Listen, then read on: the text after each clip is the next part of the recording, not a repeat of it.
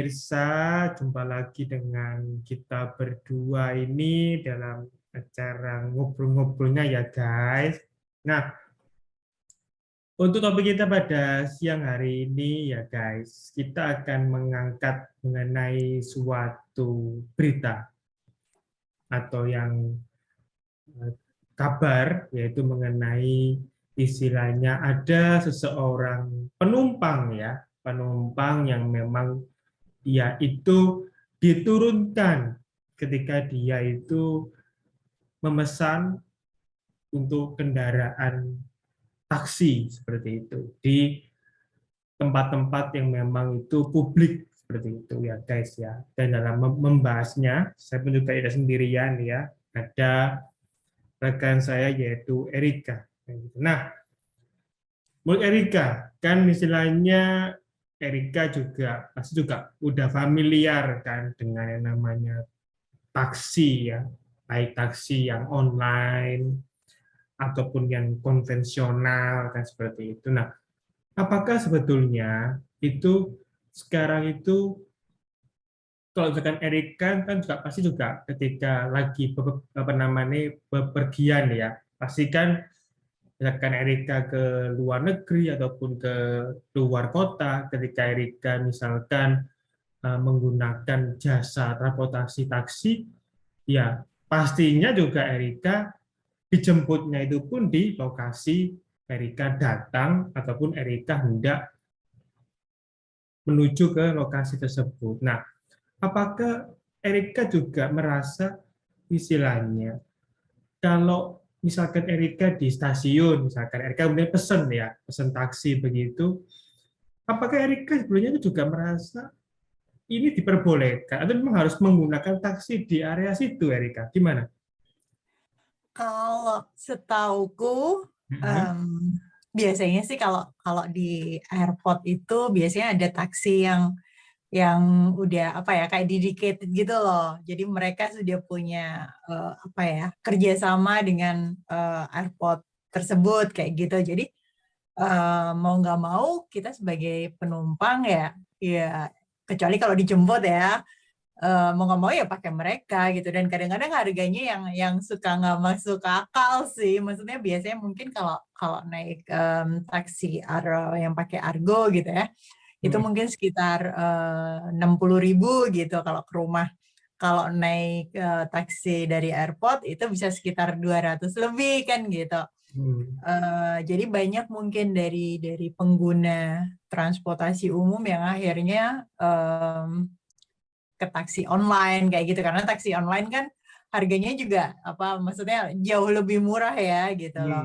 Cuman emang biasanya tergantung dari lokasi sih kok kalau kayak gitu. Ada beberapa yang memperbolehkan untuk taksi online itu masuk ke airport, misalnya kalau kayak di Jakarta. Kalau di Jakarta sih bisa mau taksi online, mau pakai taksi Argo gitu, mereka sudah ada dedicated tempat-tempatnya juga sudah ada kayak gitu. Cuman mungkin kalau untuk yang skupnya lebih kecil untuk airport ataupun itu stasiun rasanya belum ada kayak gitu. Jadi mau nggak mau kalau seandainya kita prefer untuk naik taksi online harus jalan keluar dulu kan gitu. Mending kalau jalannya dekat kan gitu, kadang-kadang dari kalau naik stasiun keluar pintu gate-nya itu lumayan jauh. Sama sih kalau dari airport juga kadang-kadang jalan ke gate keluar itu juga lumayan jauh, apalagi kalau kita traveling biasanya kan bawaannya lumayan banyak, koper 2 gitu-gitu, jadi bawanya juga agak susah. Jadi mau nggak mau akhirnya kita milih taksi yang ada di sekitar situ gitu. Jadi ya istilahnya kalau dari sisi harganya juga memang relatif lebih terjangkau yang online ya Erika dibanding yang istilahnya konvensional yang sudah ada di sana. Lalu kemudian kalau Erika sendiri misalkan kalau kan dari sisi penumpang ini kan dia itu kemudian diturunkan secara paksa Erika. Jadi apa ya kalau dia habis istilahnya udah pesan tuh udah masuk kemudian dia kemudian diturunkan secara paksa berikut dengan koper-kopernya. Nah itu kamu Erika sendiri apakah istilahnya orang tersebut itu memang istilahnya apa ya, ditugaskan untuk apa ya, menjaga area tersebut agar bisa steril dari taksi online. Itu memang di sini juga ada bentuk pelanggaran hukumnya, Erika. Gimana? Silakan. Kalau kalau aku sih balik lagi itu ada biasanya sih ada dedicate-nya sih kok. Cuman aku nggak begitu apa ya? Kalau biasanya kalau udah dedicate mereka punya privilege untuk ngambil penumpang di situ. Nah, mungkin kalau aku bilang sih karena mereka ngerasa ini adalah mereka punya privilege atau mereka sudah bayar iuran lah apa segala macam terus ternyata diserobot sama taksi online akhirnya mereka melakukan sedikit premanisme ya Hmm. aku maklum sih ya cuman balik lagi mestinya itu bisa di apa ya diomongin baik-baik lah mestinya nggak perlu sampai segitunya cuman bilang mbak ini nggak boleh atau apa gitu ya terus akhirnya tolong pindah ke tempat taksi yang sudah ada gitu itu mungkin lebih lebih apa ya lebih humanis ketimbang mungkin dengan apa dipaksa ditarik-tarik kayak apa itu mungkin kadang-kadang apalagi kalau cewek kan sedikit sedikit takut ya apalagi kita traveling sendirian kalau digituin pasti ngeri loh ya gitu. Jadi anu ya, mestinya itu mungkin anu ya, lebih baiknya sih tidak harus sampai bersikap, oh kemudian diturunkan, terus kemudian kopernya juga diturunkan, karena juga istilahnya bisa pertama juga mengganggu juga ya Rika kenyamanan dari penumpang tersebut, kedua juga memang ada ketentuan hukumnya kan begitu terkait dengan aksi premanismenya kan gitu Rika. Nah, lalu kemudian begini, kan ini kalau soal yang namanya taksi online itu pun juga istilahnya dengan taksi konvensional kan memang istilahnya bukan rahasia umum kan. Jadi kalau saya pun juga kadang juga sempat lihat misalkan di beberapa kota-kota ya, khususnya di area Bali itu kadang juga ya itu ada beberapa area yang memang istilahnya itu kita tidak boleh Erika istilahnya menggunakan jasa transportasi online. Karena saya pun juga pernah mengalami ini apa ya, ini agak begitu pesan kemudian itu tiba-tiba itu si sopirnya itu ada yang datangi ya Rika. Kemudian istilahnya disampaikan begitu, akhirnya dia cancel sendiri secara ordernya. Nah, itu begini, apakah sekarang itu sebetulnya antara taksi online dengan taksi konvensional ini sebetulnya Erika itu perlu nggak sih kita punya pemerintahnya juga memberikan semacam kebijakan. Jadi kira-kira itu mungkin dari jam operasionalnya deh. Ya kira-kira apa ya yang jam berapa yang boleh ngambil penumpang sama yang tidak. Karena kalau seperti ini kan berarti secara tidak langsung ya pertama kalau penumpang yang tidak paham dengan area tersebut kecewa dong udah pesan taksi online kemudian datangi sama petugas taksi konvensional kemudian dia harus cancel gimana Erika silakan. Eh, kalau aku bilang sih biasanya untuk airport-airport tertentu itu sudah ada tulisannya, maksudnya taksi online dilarang masuk kayak gitu-gitu itu biasanya sudah ada apa announce apa pengumuman-pengumumannya itu udah ada sih kok. Jadi ya balik lagi, cuman kan kadang-kadang kita tetap aja kan maunya cari yang murah ya kan, akhirnya kong kali kong sama taksi online ya. Cuman kalau aku bilang sih kalau mau nggak ribet ya, ada orang yang gitu, kalau kita seandainya traveling itu adalah holiday, aku prefer mungkin, bisa minta pick up hotel kayak gitu. Itu jauh lebih lebih murah dan lebih, apa ya, nggak ribet gitu loh, langsung ke hotelnya, langsung dijemput, langsung apa, itu aku bilang aku prefer seperti itu sih, ketimbang aku naik taksi yang dedicate di airport atau dedicate di stasiun ya. Karena terus terang untuk taksi yang terutama di Bali sih taksi dedicate-nya itu kurang kurang apa ya, kurang kurang perawatan lah. Kadang-kadang AC nggak nyala, terus tempatnya kotor, maksudnya mobilnya kotor, di dalam kotor kan nggak nyaman gitu loh.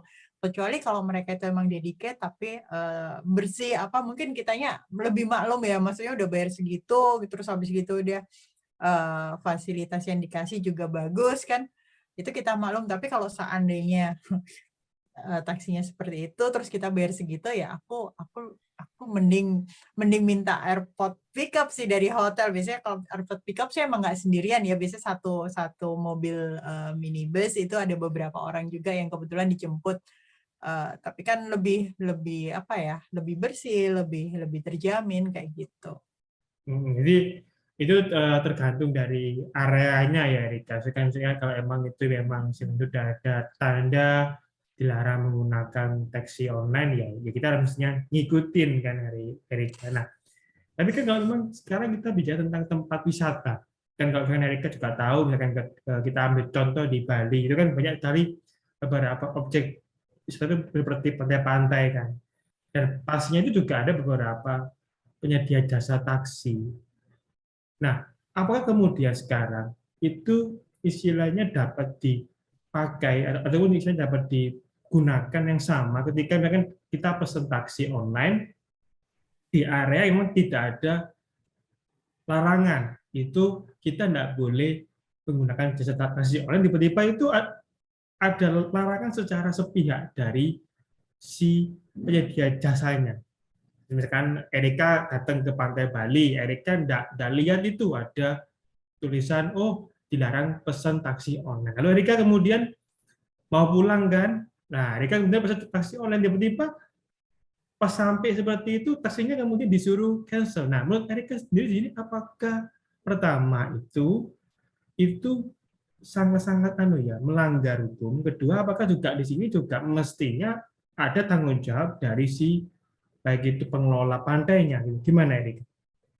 Biasanya sih kalau kayak gitu kita bisa biasanya kalau kayak di pantai sih kayak ada apa ya, security-nya gitu loh. Kita bisa nanya sih, kalau gitu seandainya rame, kalau udah kejadian kayak gitu kan biasanya rame tuh, orangnya teriak-teriak lah, apa narik-narik kayak gitu, biasanya kita tinggal tinggal ngobrol sama security-nya, maksudnya boleh apa enggak, kayak gitu. Cuman kalau aku belakangan emang lebih prefer untuk, itu sewa mobil sih kok, kalau emang kita mau holiday ya, daripada, kita pakai taksi online. Pertama, ya itu tadi, isunya kan kita tidak tahu itu tempat itu boleh apa enggak pakai taksi online kan gitu, atau mungkin mereka sudah ada dedicated, transportasi yang notabene pasti lebih mahal dari biasanya ya, kayak gitu. Dan kalau aku bilang untuk safety, apalagi untuk daerah yang belum pernah kita pergi, itu kalau aku bilang lebih safe untuk sewa mobil kalau perlu ya. Biasanya sih ada kan rental mobil, biasanya dari hotel itu ada sekalian supirnya lah, atau mungkin cuma mobil aja, itu biasanya ada opsinya seperti itu. Itu hitungannya sih emang jauh lebih murah dan jauh lebih safe, nggak ribet di jalan. Kalau aku sih lebih cenderung ke sana. Jadi kalau Erika lebih memilih menggunakan sewa mobil atau enggak charteran lah dari pihak pengelola hotel ya dibanding harus menggunakan taksi online. Oke. Nah, kemudian kalau menurut pendapat Erika, kan istilahnya ada aksi premanisme kan di sini. Jadi memang ada istilahnya bukan dari si pihak pengelola tempat tersebut itu yang kemudian itu melarang si penumpang ini menggunakan jasa taksi online. Nah, apakah kalau Erika lihat dari ketentuan regulasinya yang mengenai sanksi buat aksi premanisme ini sebetulnya, kalau menurut Erika ini apakah memang kurang kurang istilahnya menakutkan sehingga ya bagi mereka sendiri ya yang penting karena urusan perut ya kan mereka pakai taksi online karena mereka merasa secara setorannya juga kurang sehingga mereka berani seperti itu. Gimana, Erika? Iya, kalau aku bilang ya emang balik lagi ke urusan perut sih, kalau maksudnya ya hari gini ya cari duit susah gitu loh. Terus habis gitu mungkin mereka sudah emosi dengan diserobot oleh taksi online gitu kan, mungkin duitnya juga nggak seberapa kan gitu loh. Jadi akhirnya rame dan akhirnya seperti itu. Kalau untuk sanksinya sih ini kalau aku sih apa ya, agak dilema sih untuk komen, karena satu sisi kan emang cari duit lagi susah gitu, tapi di sisi lain mestinya eh, dihukum lebih berat karena supaya hal tersebut nggak terjadi lagi kan gitu. Cuman ya balik lagi sih mungkin ke personal masing-masing, dalam artian ya dari pihak korbannya seperti apa, dari pihak pelaku mungkin apa ada itikat ya, pokoknya yang penting jangan kejadian seperti ini lagi kan gitu poinnya. Jadi istilahnya mestinya itu ada kebijakan dari si pengelola tempatnya ya kepada si para taksi konvensional ini mungkin diberikan semacam hearing atau enggak, ya oke lah diberikan semacam istilahnya pembagian waktu ataupun lokasi yang dia boleh mengambil penumpang sehingga tidak terjadi crash dengan yang menggunakan jasa taksi online kan begitu Erika. Nah kemudian begini, ini kan sekarang kalau Erika ini mengalami yang sama, Erika pulang dari istilahnya stasiun, Erika udah bawa koper masuk ke dalam mobil ke taksi online, lalu Erika disuruh turun dan Erika disuruh mengeluarkan semua koper. Apa yang Erika harus lakukan pertama? Apakah Erika di sini menerima dengan pasrah, ya wes lah, emang disuruh keluar? Apa Erika di sini memberikan semacam apa? Semacam penjelasan atau apa sehingga Erika di sini tidak terkesannya itu kayak orang yang merasa apa ya, korban dari si aksi premanisme. Silakan. Kalau aku sih terus terang, pertama yang jelas aku nggak pernah, selalu kalau pulang dari manapun, entah itu di stasiun ataupun dari airport, itu aku selalu dijemput kalau pulang.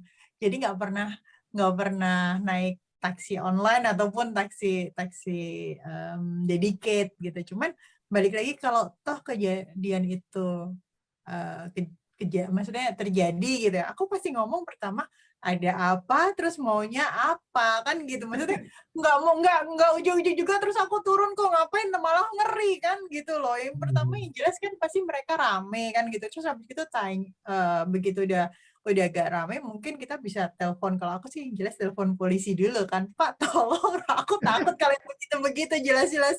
Jadi yang pertama pasti aku telepon adalah polisi, jadi biar mereka tahu kejadiannya seperti apa kayak gitu. Kalau seandainya itu emang nggak boleh atau apa ya urusan belakang, tapi kalau dengan biasanya kalau kayak gitu kan nggak mungkin cuma satu orang gedor-gedor gitu kan, pasti beberapa orang gedor-gedor, aku pasti takut lah gitu loh, apalagi kita cewek sendirian kan gitu, pulang dengan habis traveling pasti capek kan gitu. Aku yang pertama pasti itu sih, aku tanya maunya apa yang jelas, tapi sebelum bertanya maunya apa, aku telepon polisi dulu biar polisinya datang.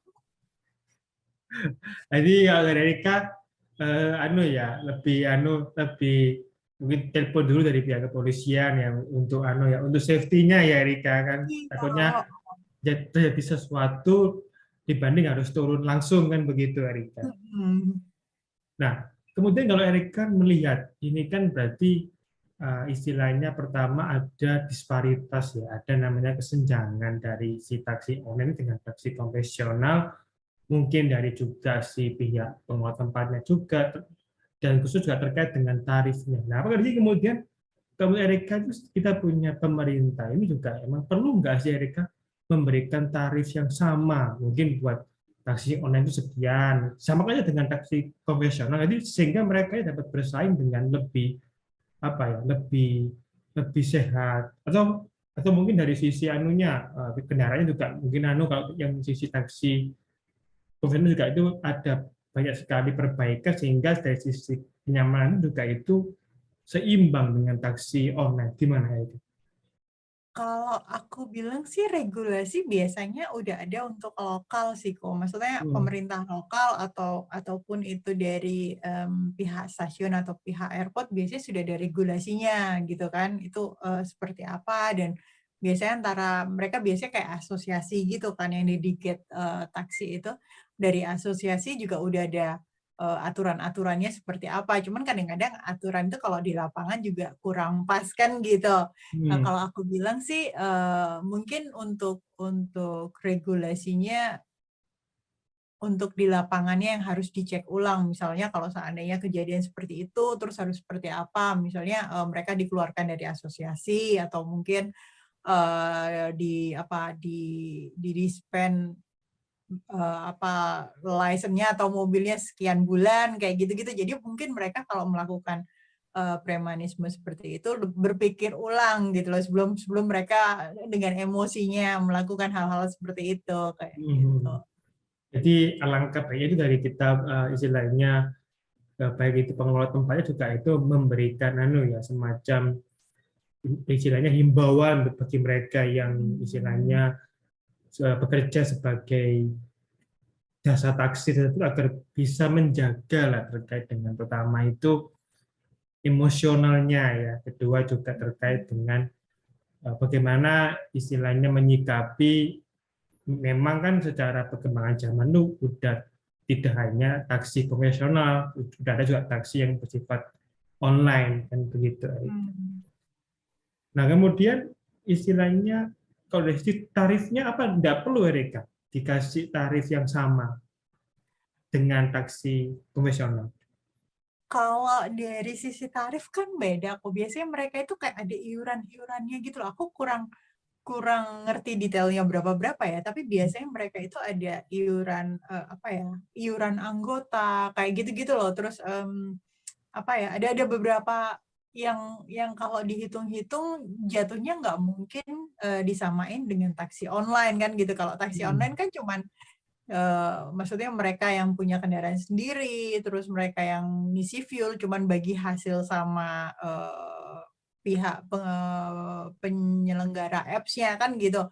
Tapi kalau dari sisi taksi yang didiket di airport, mereka nggak seperti itu gitu loh. Jadi untuk penyamaan tarif agak susah sih, karena kalau dihitung-hitung mereka jatuhnya emang pasti lebih mahal kayak gitu.